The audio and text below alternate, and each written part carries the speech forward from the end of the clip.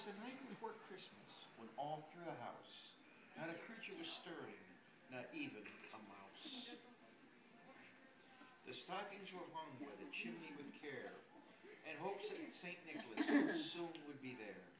The children were nestled all snug in their beds, while visions of sugar plums danced through their heads. And Mama in her kerchief and I in my cap had just settled our brains for a long winter's nap. When out on the lawn there rose such a clatter, I sprang from my bed to see what was the matter. Away to the window I flew like a flash, tore open the shutters, and threw up the sash. The moon on the breast of the new-fallen snow gave the luster of midday to objects below, when what to my wondering eyes should appear but a miniature sleigh and 8 tiny reindeer. With a little old driver so lively and quick, I knew in a moment it must be St. Nick. More rapid than eagles his coursers they came, and he whistled and shouted, and they called him by name. Now Dasher, now Dancer, now Prancer and Vixen, on Comet, on Cupid, on Donner and Blitzen, to the top of the porch, to the top of the wall, now dash away, dash away, dash away all.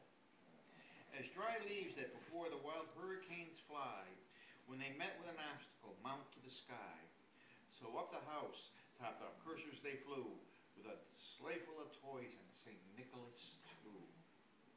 And then in a twinkling I heard on the roof the prancing and pawing of each little hoof.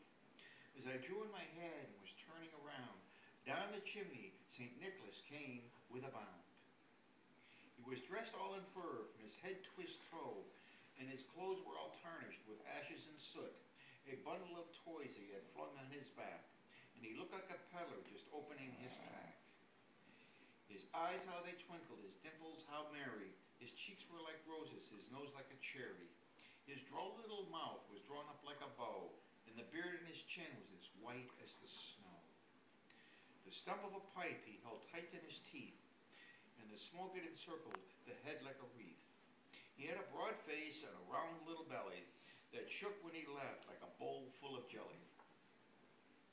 He was chubby and plump, a right jolly old elf, and I laughed when I saw him in spite of myself. A wink of his eye and a twist of his head soon gave me to know I had nothing to dread. He spoke not a word but kept straight to his work, and filled all the stockings, then turned with a jerk, and laying his finger aside of his nose, and giving up a nod, up the chimney he rose. He sprang to his sleigh, till the team gave a whistle, and away they all flew like the down of a thistle. But I heard him explain, ere they drove out of sight, Happy Christmas to all, and to all a good night.